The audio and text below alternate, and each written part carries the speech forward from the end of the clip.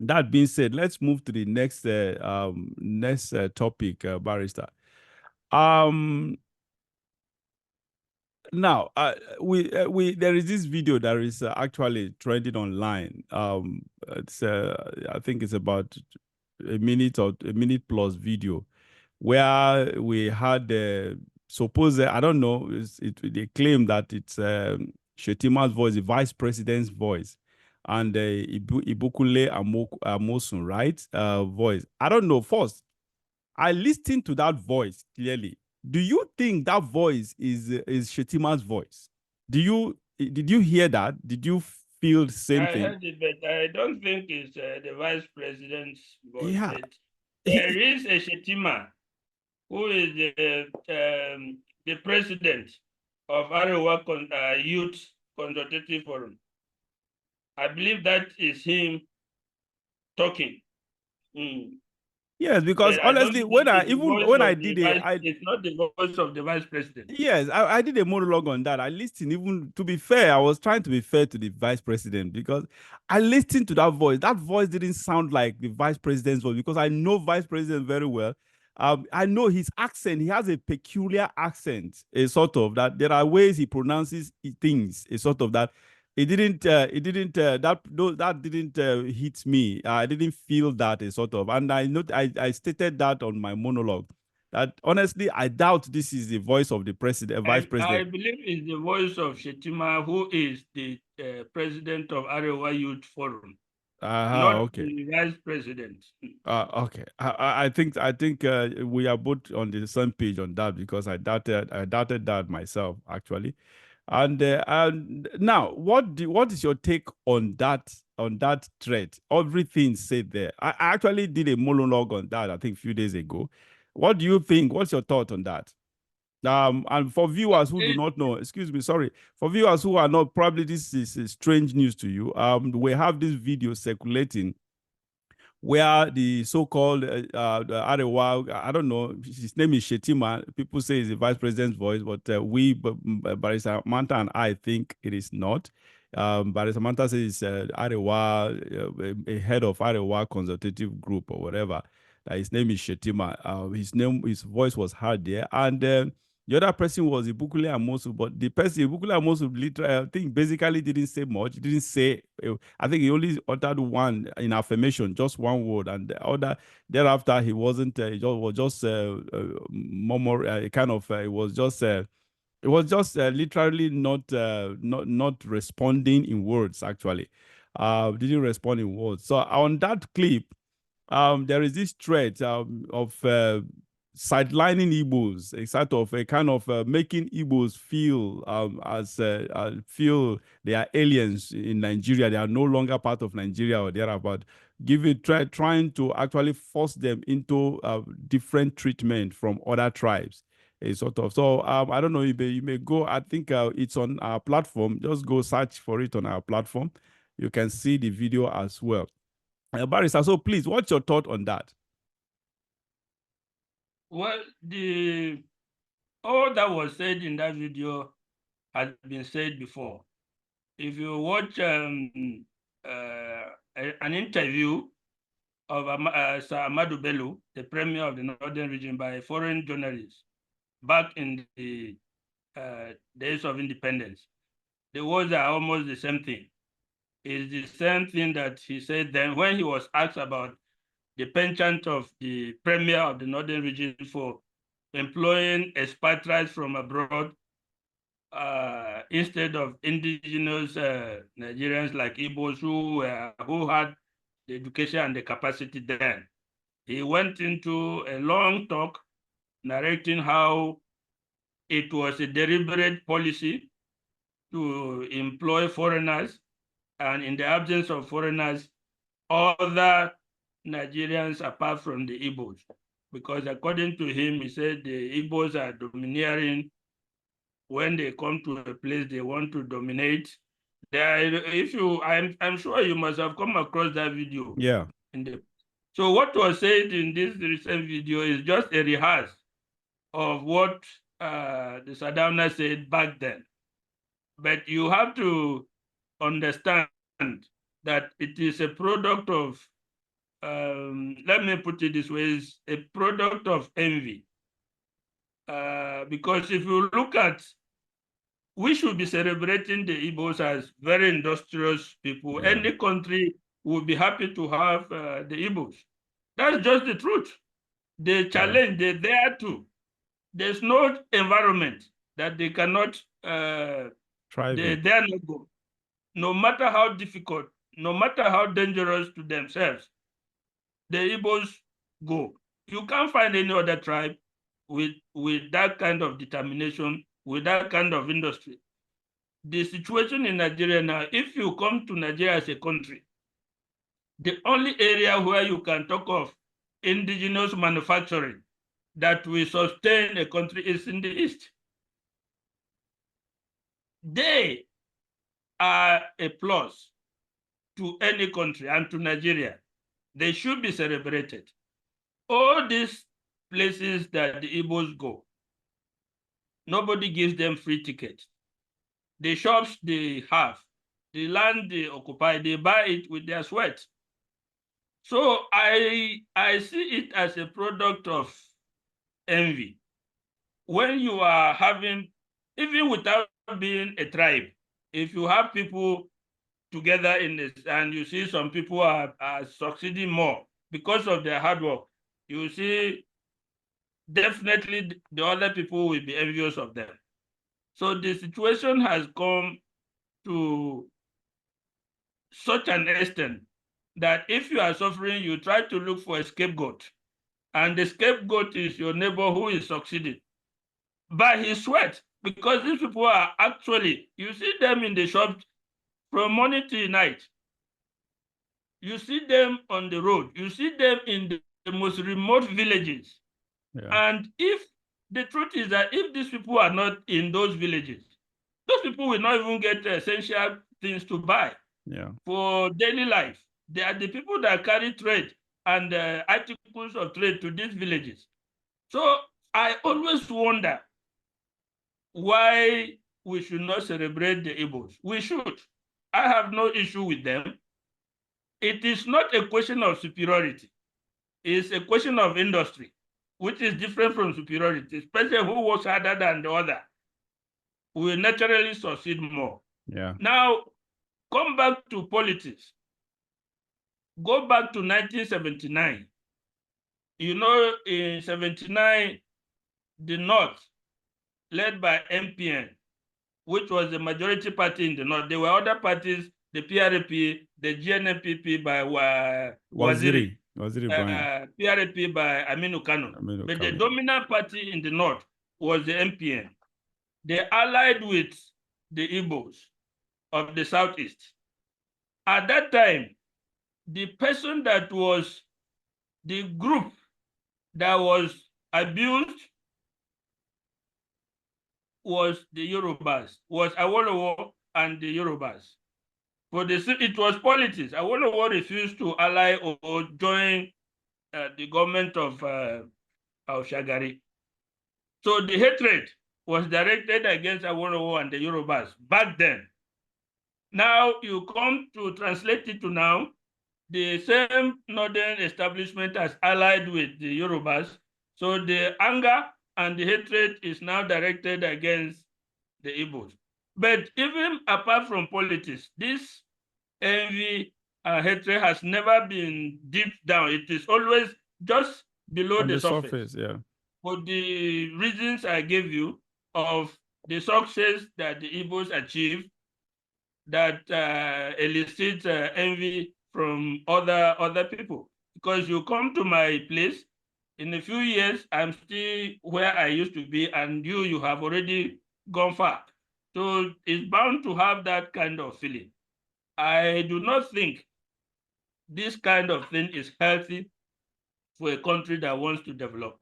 Rather than that, we should encourage, what does it stop to make the whole Southeast a manufacturing heaven in Nigeria? It will benefit, ultimately, it will benefit the whole Nigerian economy. And there is no way you can suppress the Igbos. Their spirit is so strong. The enclave they have is too small for them. you cannot hold them back. Yeah. No matter what you do, you cannot hold them back. Even if there's death in this place, the Igbos will go there. So I don't think it is right for people to come up and be making those shameful, I call it very shameful comments. If you can't compete with somebody, it does not translate to hatred. You have your own area where you excel. Why don't you bring it up? Yeah. We all have areas, all the tribes in Nigeria have areas where they excel. Why can't we make it competitive? I know how my people farm. We can bring them up in that. The vast expanse of land in the north. I don't see any reason why Igbo man should not come here and own a 50-acre farmland. We are Nigerians. Let's build the country. If we go back to these sentiments, we will continue to be down, and progress as a country will continue to elude us for a long time to come. Yeah, thank you very much. Honestly, it was like you probably, I don't know, we spoke the same time. After when I saw this video, actually, I made a monologue, and everything on that, we seem to be perfectly on the same page. And most of the thing, if not all you said, was highlighted on the video. Yeah, it's about envy. That's just the truth. And on the video, you hear the Arewa guy, the Shetima, saying that they wanted to. He was telling the other person, the listener, that they can actually take to the business that Igbos are doing. A sort of, when they collect this business from them, the people, the houses will start to do the bit. I was so, when I heard that, I would just smile. I said, this guy is out of his, what business? You want to do something that it is not in you to do. Everybody, just like you noted, Barrister, it's in their DNA. It's in the DNA of the Igbos to be enterprising. It's a gift from God. There's just, you kill them, they will resurrect somewhere else to do whatever. You destroy their business, they will go start from the scratch and even come back, bounce back even much better than they were. So that is and that is one thing I love about the Igbos is all this antagonism, and they did that. I think they resisted that. That was what caused the civil war then in 1967, sort of. So, but since then they've not, because I believe Igbos have come to realize, understand that this whole antagonism from other parts of the country against them, especially from the Hausas and the Yorubas, is sort of, it's just based on envy and jealousy, sort of. So as a result of that, since they got that understanding, Igbo don't no longer react to all this kind of statement, which I am very, very glad that they don't, because when you understand that you are above, you are better than someone, and that person is envious of you because you are better than him or her, at that point, the punches, you don't react to the punches thrown at you by coming from that same people. So that's exactly what the Igbos are. And like I said, I noted in my monologue, look, the best way for Igbos revenge, when you hear all these things and all the ill treatments from all corners of the country, the best way to revenge is to keep doing what you are doing. Don't react. That is just the best way to revenge, is to keep succeeding. Keep succeeding, keep prospering, keep building your wealth. So that is the best revenge. And that, I think, there is just what the Igbos, everyone should understand that what the Igbos are, you can't take that away from them. It is God-given. It is their destiny. And I think I've written, some times ago, I wrote a very short article on this issue of leadership in Nigeria. In that article, I was actually giving the reason why an Igbo man may never be a president in Nigeria. Because I just believe that when it comes to leadership, political leadership, let's give it to them. It belongs to the North. Leadership should come from, honestly, because Nigeria is supposed to be a perfect country. God, actually, it is not, the design was not actually man-made. I just see it as God-made country. Because if you go take note of how both the gifts distributed by God to every part of Nigeria. Just like you mentioned, like your own state now, they are gifted farmers, sort of. So by region, go look at the West. They are known to be educationists, sort of. So they are the ones in the banking sector, the ones in the finance sector, the ones in that is their area of expertise. They are academicians, sort of. So you go to the East, what they are endowed with is a gift of enterprising gift. An Igbo man can turn a stone into water. Give an Igbo man 1 kobo to start a business. The Igbo man, come after some years, the Igbo man has become a millionaire. There is no magic about that. There is no people who say they do ritual. It is not that. It is just that what you are gifted in doing, you do it with ease. Then come to the North. The North, God blessed everyone with whatever. They are blessed with a whole resources, vast land. That is it. And secondly, that's why I see them as, because they have a kind of, personally, apart from the resources God blessed them with, but in human, they seem to be among the 3 major regions. They seem to be the ones lagging, because when it comes to human endeavor, the Yorubas are academicians. The Igbos are enterprising. These are human endeavors. But when it comes to the North and the North, we have smart people, but the majority of them they are not industrious. They have what it takes. They have the resources to actually explore and do something better than what they are doing, but they don't have the capacity as human beings. They are not. When I say capacity, they don't have the endowment, the intelligence, the passion to actually do things. Because when you that is one of the reasons why I actually that's why sometimes I actually believe in welfare sometimes, or whatever. That's why I'm a social conservative, because I don't believe that there are people who are made to be weak. That is just their nature. And the same thing applies to the North. When it comes to business or being enterprising, it is just not in their nature. It is not in their being. And that is why I feel that they are supposed to be, God has blessed them with kind of leadership. Unfortunately, the leadership is, unfortunately, they have been giving us the bad eggs to rule us. Otherwise, honestly, I don't even care if the North rules us perpetually. I don't care. Because I've always believed, like I said, I wrote an article on this. I've always believed that leadership, that is, God bless the Igbos with enterprising. God bless the Yorubas with education. Then what did God bless the North with? What can you tell me? Humanly, not forget about the resources, the natural resources they have. Humanly, what do you think? What do you think that God has blessed the houses? Not to me, nothing, except you have something you can tell me that exactly this area that humanly God has blessed them with such kind of knowledge or whatever. They don't have that much. So to cover up for their own lapses, their human inabilities, leadership is what I think. Political leadership is what I think God has blessed them with.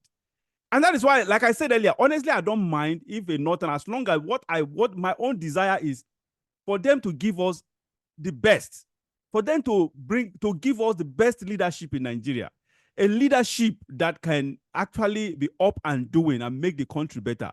So, and that is, I don't know what you think about this what I just said, Barrister. Do you disagree with me? I do not agree with you on the statement that God has given them leadership, because that statement is not supported by it's not empirically supported by evidence. We have seen their leaders who has ruled Nigeria, from Shehu Shagari, from Yaradua. Yes, I'm coming. Sorry to cut you short. No, hold on. Did you hear what I said? I said, I heard it. Yes, you see, there are people, God may appoint you or may anoint you to be a leader.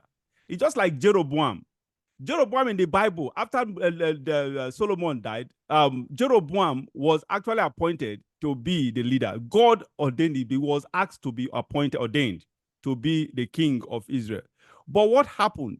Jeroboam became one of the most wicked kings ever, but it was appointed, but he was destined by God. God did that. There are people who are destined to rule, to lead, but somewhere along the line, they disappointed God.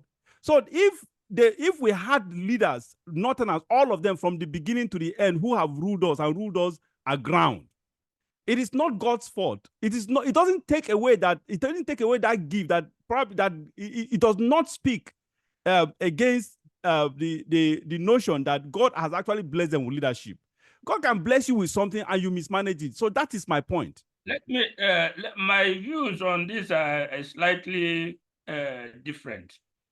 Sometimes we are architects of our environment.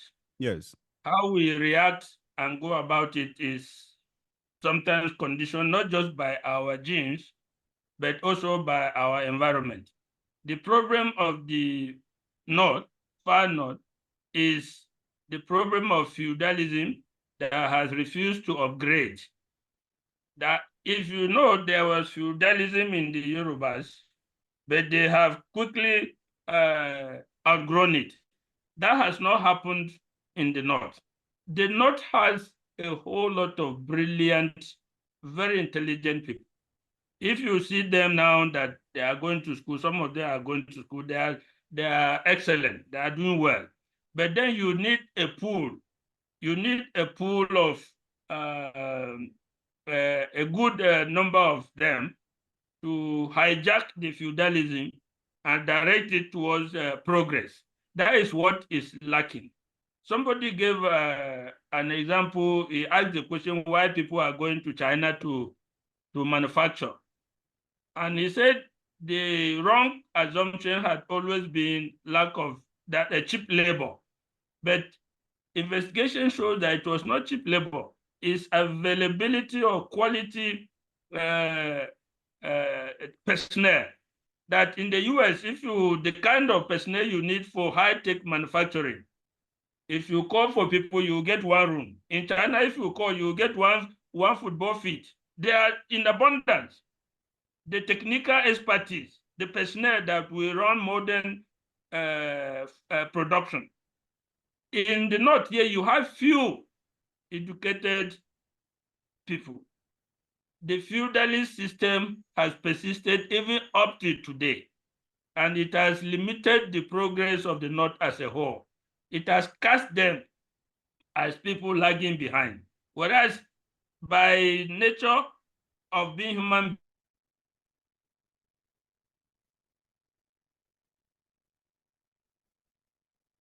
cannot evolve into progress. You see, the Igbos, they were confined in a very small space. They have no choice. They have no choice but to break out. Go to the Yorubas. The Oyibo people came there first. By virtue of that, their whole energies were diverted towards following Oyibo people, education, and the rest. So we are all conditioned by our environment. The North has refused to break out of that feudal system. Again, And that has caused problem. In terms of leadership, no, I'm coming.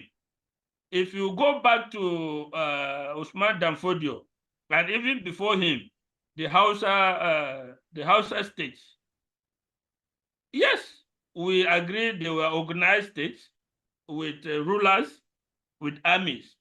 Up to the time of Usman Danfodio, the organization of the North along religious lines produced leaders.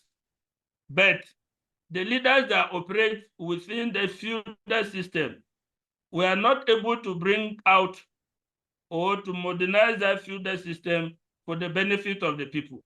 So I do not count that as leadership that I will rely upon.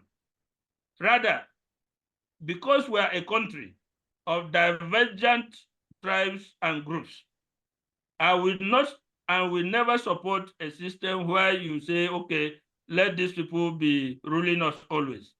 I will support a system where, because of the mistrust and the need to build a country, let the leadership go around. Let me ask you something, Go Barrister. around the country. Let me ask you something.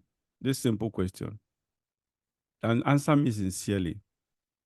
If someone like probably Babangida or Abacha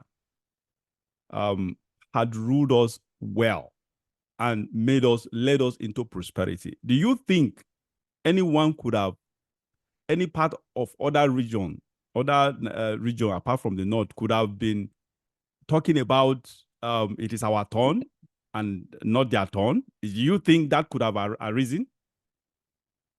It could have still arisen for the simple fact that in Nigeria, we have several issues.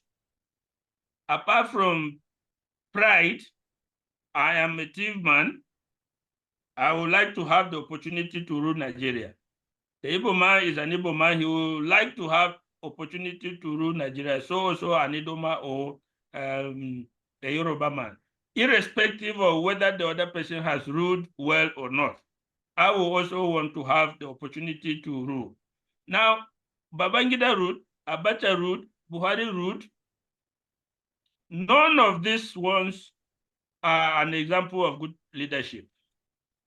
None of them can be held up to any standard of good leadership. And that is my point. That is the reason, my own opinion, that is the reason why other regions are clamoring. Okay, you people couldn't, we've allowed you to do this all these years since the inception of Nigeria. You have dominated this or whatever. You have not been able to do it. So why don't you let us do it? Because honestly, my opinion, if they had succeeded, if the Hausa military rulers had succeeded in in prospering Nigeria and making Nigeria what it ought to be, I bet you honestly there will be either no or very, very little or no voice coming from the other part asking for their turn. I bet you. Now back to this issue, what we're talking about. Now the truth is, don't get me wrong. I've met so many smart Northerners, intelligent, brilliant, creative. Now, when we say this part of community, they are not this, or they lack this, or they are gifted in this, or they are not gifted, it does not mean that it is 100% of them have those traits or tendencies. No, it basically means that overwhelming majority of them. So that is exactly what is happening in the north. We have Northerners that are smart, intelligent, industrious. I've met people, some of them are my friends, a sort of who are, but just like Dangote. Dangote is a Northerner. Is he not industrious or whatever? But when you want to take the ratio, what ratio of such people do you like Dangote is? But when you come to the Igbo man, virtually everybody in Igbo land, it's in their DNA. So overwhelming majority of the Igbo man succeeds in business. But you cannot say so with the Northerners. Overwhelming Northerners do not succeed. Overwhelming majority do not. They fail in business. And that is just the overwhelming majority of the Easterners, of the Westerners, the Yorubas, they succeed in education. They succeed in other white-collar jobs. Let's use that word. The Yoruba succeed more. They succeed more in white-collar jobs. Now, my point is this.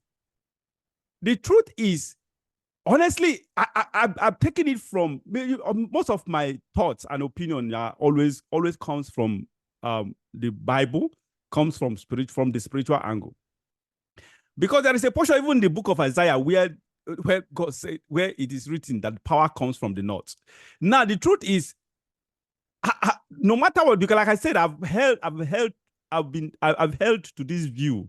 I've held on this view for several years. Like I said, I wrote an article on it, and I gave reason why an Igbo man may not necessarily be the president, because it is not their destiny. Their destiny, God has already blessed them with every other thing. So you can't in life as a human being, we can't have it all. You cannot eat your cake and have it. We can't have it all. God gives this and give everybody gifted in different ways. And God gives you the ability. Look, the truth is, you are talking about the Northerners, they are stuck in feudalism. That is why they are not whatever. It is not their making. There are some things that are just natural. And that is why we have the weak in the society. That is why even in the Bible, it is written in the book of Deuteronomy, poor people shall never be lacking in your midst. That's what God said.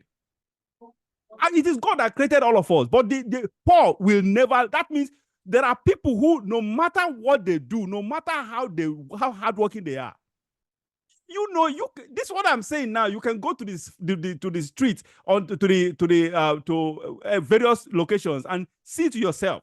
There are people I have met that are extremely hardworking, but things are still not working out for them. It is not their making. They have done all they could humanly possible.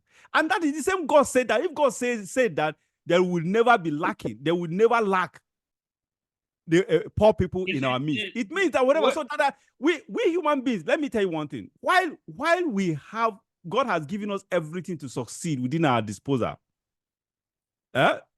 we still have our limitations. It is not everything that God will. Look, the truth is, we have our limitations. When it comes to capacity, we have our limitation. And that's exactly what the Northerners are faced with. They have the capacity to, and that's why they are the best politicians. When it comes to politics, they play it best than any other person. You and I will agree that when it comes to politics, the Northerners, they play it better than any other region. And that is the reality on ground, because that is where they are what they are gifted in. And that is where the area of the area of their area of expertise. The truth is, look, someone wants to be, and there are Northerners who wants to be industrious as the Igbos. There are people like that. We're talking about envy. Envy what? What is the meaning of envy? Envy means that you covet that person's gift. What that person has, you covet it.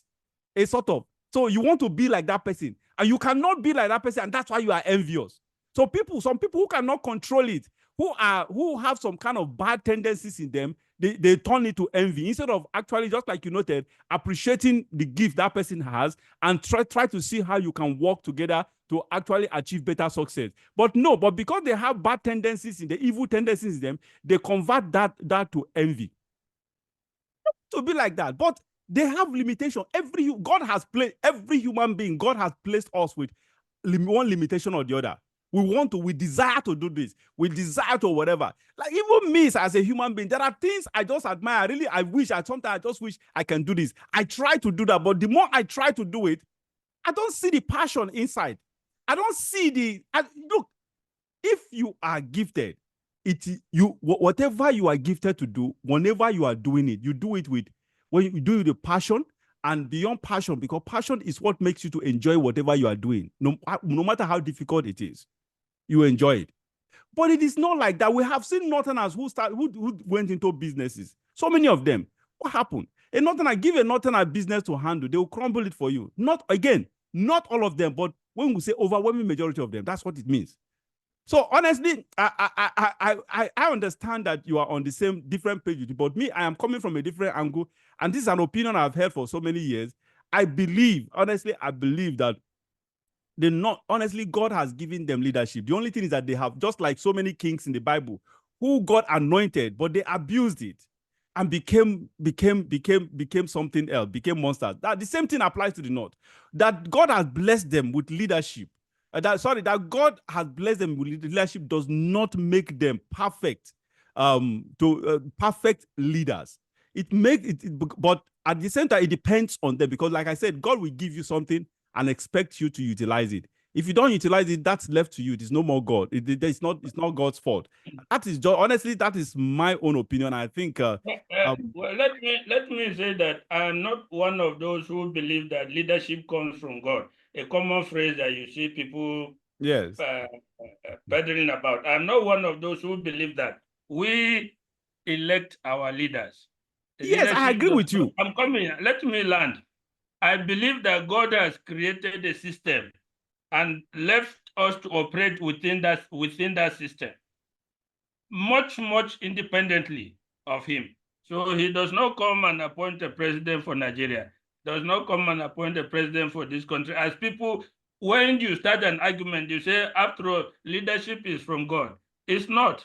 We are left in the atmosphere, in the circumstance and the plan that God created. We are left to operate freely within that. That's my belief. Others do not believe No, that, but is it? that is what I believe. Yes. So within that environment, you are conditioned over time, historically, because of the environment and the nature of your situation, to come up with certain traits. That is why I believe the Igbos are who they are. That is why I believe the Yorubas are who they are, and that's why I believe the Hausas are who they are. So when it comes to coming together, now within their own enclave, within the enclave of the Igbos, within the enclave of the Yorubas, assuming they were separate countries, you will still find, even within that, you will still find they will start segmenting. These are Yes. this Yes. one. But as we have come together in Nigeria, in the project called Nigeria, to build a country, 60 years after independence, we have not yet attained nationhood. We still remain an amalgamation of people, of tribes and ethnic nationalities. In order for us to build a nation, there are certain parameters we have to do. One, we have to give every sector of the country, every person, the confidence that the country belongs to us, belongs to him, as the same way it belongs to you. Leadership in Nigeria determines a lot of things, both religious, external affairs, economy, and even your village issues. The leadership of the country affects them. So I, for one, will believe that for us to build a country where everybody will hold it, that this is my country and will be proud, we must do what is called positive action. Just like the US did, what do they call that one in the US? The positive action to enable women and blacks and others to get to catch up. We must do something like that in Nigeria, that will give every section of Nigeria the confidence and the pride that they belong to a country that belongs to them as well. It cannot be an exclusive preserve of one section of Nigeria. It must not be allowed to be. And that, the one thing that symbolizes that is leadership. So that leadership must be allowed to go around. Okay. Now the truth. Now let's start from the issue of you don't believe in God in leadership. Now, I don't believe that that God will just come and anoint someone. This one will be the president. No, my own is okay. This region, I'm giving it to this region. Like I said, Bible said power comes from the north. Now the truth is now the other aspect is the same Bible says power comes from God. So I'm a believer of the Bible. I am ruled by, look, first and foremost, whatever I want to do, I'll ask myself, what does the Bible say? I am a strong believer. I'm not a perfect person. I may be a sinner, but I still, I allow the Bible to rule my conduct. And that's just it, to rule my thoughts. And that is just the way I live my life. So, as a Bible student, I'm a believer in the Bible and as the word of God. While I do not see Nigeria's problem as spiritual, I see God involved in leadership of human leadership. He doesn't just come in here, there. There is limitation. Actually, he placed a limitation for himself as God. So, okay, I can do this, but okay, and stop this. Then I can let you people decide on from here on forward, decide on what takes place. A sort of. So, honestly, God is not totally sidelined in leadership. Honestly, he is. He may not be absolutely involved, but at least he is partly involved. He's involved in the process. That is my own. And the process is the beginning. God is usually involved in the beginning of the process. And how the process ends is dependent on human beings. And that is the way I see it. The truth is, if we want to talk about religion, this one we cannot go away from here. I hold very strong views both on the Bible and religion as a whole. Yes. The statements from the Bible, most often people take it literal. Most often people take it out of context. I Yeah. believe 100% with one of the preachers, I think it's Damina, who said that everything in the Bible is truly stated, but not everything is the truth. He said everything in the Bible is truly stated, but not everything is the truth. So you have to rightly divide the Bible. When the Bible talks about power coming from God, you have to understand within the context that it was Yeah, made. that's what I'm saying. It's not When absolute. when the Bible says Moses saw God in a burning bush, that statement was truly stated, but it was not the truth because God was not in the burning bush. Nobody has seen God. If you Yes. go to the New Testament, you see that the New Testament says it was an angel that came to Moses in the burning bush. But there they say Moses saw God in Yeah, the but burning bush. let me So tell you one thing. Hold on, barrister. Yes, like you said, if you want to go into that, we won't live here. You are right. But the truth is, the reality is why we have there are some ambiguous part of there are some areas in the Bible, words from God in the Bible that are ambiguous. And there are some of them that are unambiguous. Some of them are direct. And there are some of them that don't even necessarily need any special interpretation for you to understand. They are clear. They are just clear. And so we can actually talk about the ones that are ambiguous, but the ones that are clear, when God says this, definitely, and which is wrong and which is right. And going by the Bible from Genesis to Revelation, we saw how God actually worked, how he played a role in actually instituting leadership of countries, of nations. And there is no doubt about it. The Bible categorically said it. Power comes from God. And there is nothing anybody can tell me about that to dissuade me to try to interpret it in a different way. This is not out of context. It is there are some scriptures, like I said, that are ambiguous. Then you can talk about context, contextualizing it. But if it is a clear thing, you don't have there should be one context. even if it is clear, it is still within a context because God goes about his business. God has his own business. So Barrister, the you are speaking interpretation as a of the lawyer because I know lawyers. no, I'm not talking as a lawyer. It has nothing to do with law. God has his own business. The Bible should be interpreted in the context of God's business. Yes. When they call Christ king, he was not an earthly king. Remember, Yes. they were Yes. calling him king, but he was not an earthly king like we have kings. Anyway, let's He let's was move king forward. in Like you in said, the ways of God. yes. So I let's don't want not us to go into that. yes, I understand. Anyway, I think let's let the sleeping dog lie, and let's not go into that rabbit hole. Otherwise, we won't leave here because, like you said, if it comes to the issue of a spiritual thing and the religion, it will go deeper, much deeper. So because it's a chain.